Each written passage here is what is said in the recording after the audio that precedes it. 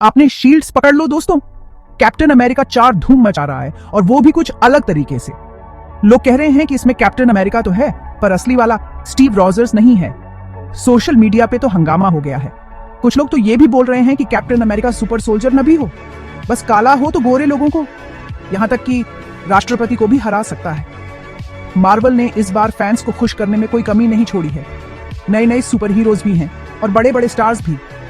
तो तैयार हो नई कहानी के लिए, देखना मत भूलना, क्योंकि असली सवाल यही है, असली कैप्टन कहां है। क्या मैं अकेली हूं जिसको ये नहीं पता था कि मार्वल की नई फिल्म में एक बहुत बड़ी गलती है?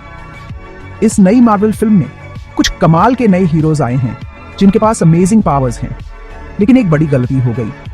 कैप्टन अमेरिका, हाँ, स्टीव रॉजर्स खुद फिल्म में है ही नहीं। जब ये मूवी इंटरनली दिखाई गई तो बिल्कुल पसंद नहीं आई।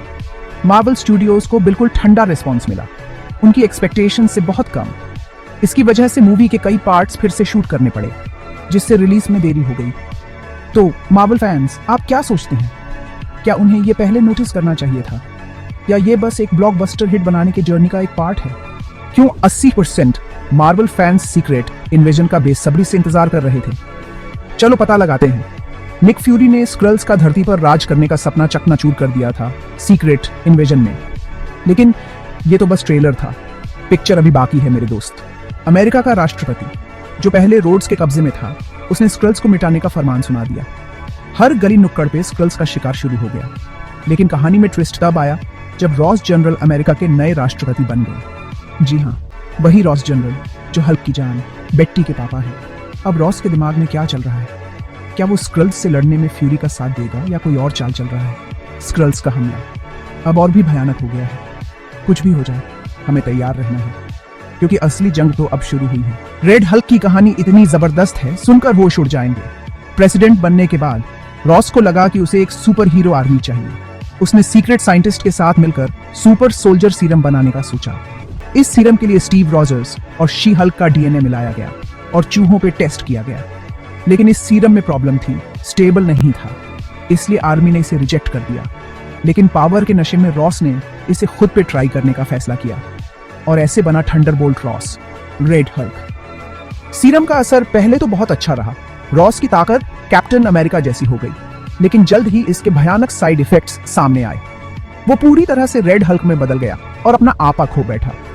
गुस्से में आकर उसने पूरे शहर का सत्यानाश कर दिया। शी हल्क उसे रोकने आई, लेकिन वो बुरी तरह से धूल चाट गई। रेड हल्क का ये कहर कब थमेगा और कौन उसे रोक पाएगा? रेड हल्क को रोकने के लिए नया कैप्टन अमेरिका सैम विल्सन आता है, लेकिन वो हार जाता है, हार नहीं मानता और नया प्लान बनाता है। निक फ्यूरी, थॉर, एंटमैन सबसे मदद मांगता है, लेकिन सब अपने अपने काम में बिजी हैं। फिर कैप्टन मार्वल यानी कैरल डेनवर्स कुछ नए सुपर हीरोज भेजती है, शांग-ची, मून नाइट, सबरा और लेला टेलर। रेड हल्क ऐसा खतरनाक दुश्मन जिसे हराना नामुमकिन सा लगता था।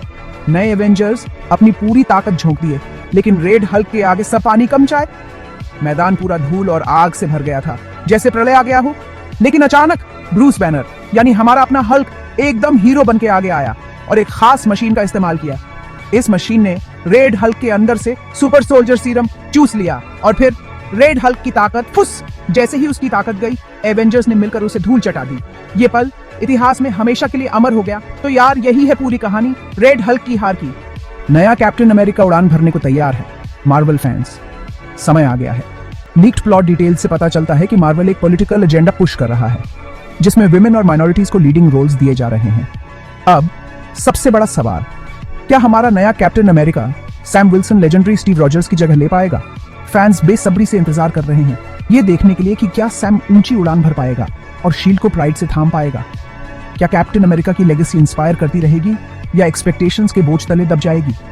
मार्वेलाइट्स, बने रहिए, क्योंकि जवाब जल्द ही आने वाला है।